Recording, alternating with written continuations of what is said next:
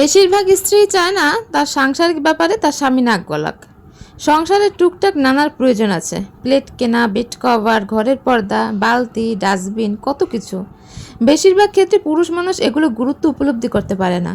তারা মনে করে প্লেট তো আছে, আর কিনে কি করবে, চিনি তো সেদিন আনলাম, শেষ হয়ে গেছে। এসব প্রশ্ন শুনলে স্ত্রীদের রাগ ওঠে, ঝগড়ার মুড এগুলো থেকেই শুরু হয়। পুরুষ শুধুমাত্র চিন্তা করে নেসেসিটি নিয়ে, সংসারে যতটুকু প্রয়োজন তার বাইরে সে খরচ করতে নারাজ, সেটাকে সে অপচয় মনে করে। তবে কিছু পুরুষ এর থেকে ব্যতিক্রমও হয়, যেমন কিছু মেয়েরা ব্যতিক্রম হয়। কিন্তু নারীরা শুধু নেসেসিটিতেই সীমাবদ্ধ নয়, রুচিশীলতাকে তারা সমানভাবে গুরুত্ব দেয়। স্বামী দেখে বাসায় খাবার মতো প্লেট আছে, স্ত্রী দেখে প্লেট আছে ঠিকই, কিন্তু গেস্ট আসলে একই রকম প্লেট বারবার দেওয়া ভালো লাগছে না, প্লেট দেওয়ার মতো প্লেট নেই। স্ত্রীর এমন আবদার স্বামী হিসেবে মুখের উপর নাকচ না করে, উল্টো প্রশ্ন না করে আপনিও তাকে সহযোগিতা করুন। প্রয়োজনে সময় নিন, তাকে বলুন, হ্যাঁ এবার টাকা আসলে এগুলো কিনে দেবো ইনশাল্লাহ। সংসার হলো নারীর রাজত্ব, সে এই রাজত্বের রানী। সাংসারিক ব্যাপারে নাক গলানোর মানে নারীর রাজত্বে হাত দেওয়া। তবে সব মেয়েরা যে বিয়ের পরেই রাজত্ব পায় বিষয়টা এমনও না।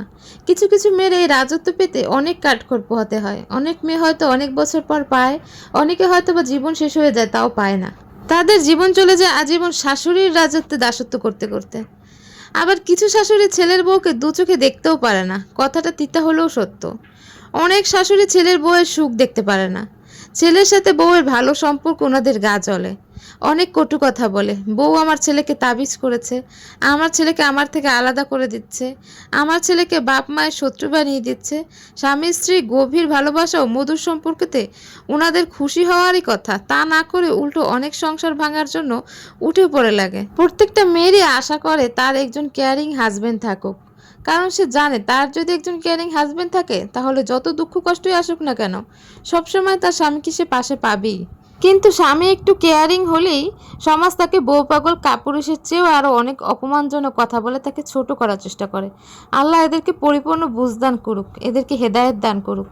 প্রত্যেকটা মেয়ের স্বপ্ন বাবার মতো একজন পুরুষ তার জীবনে আসা, যে তাকে ভালোবেসে আগলে রাখবে, যত্নে রাখবে সব পরিস্থিতিতেই। কারণ একটা মেয়ে বিয়ে হয়ে যাওয়ার পর সম্পূর্ণ নতুন একটা জগতে চলে যায়, সেই জগতে তার নতুনভাবে আবির্ভাব ঘটে।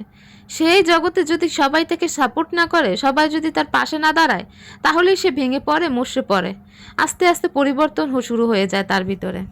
তাই এই সময়টা উচিত স্বামীর পূর্ণ সাপোর্ট দেওয়া তার স্ত্রীকে। পাশাপাশি স্বামীর এটাও উচিত তার পরিবারকে বোঝানো যে অপর বাড়ি থেকে একটা মেয়ে আসলে তাকে কিভাবে আপন করে নিতে হয়, তাকে কিভাবে মেন্টালি সাপোর্ট করতে হয়।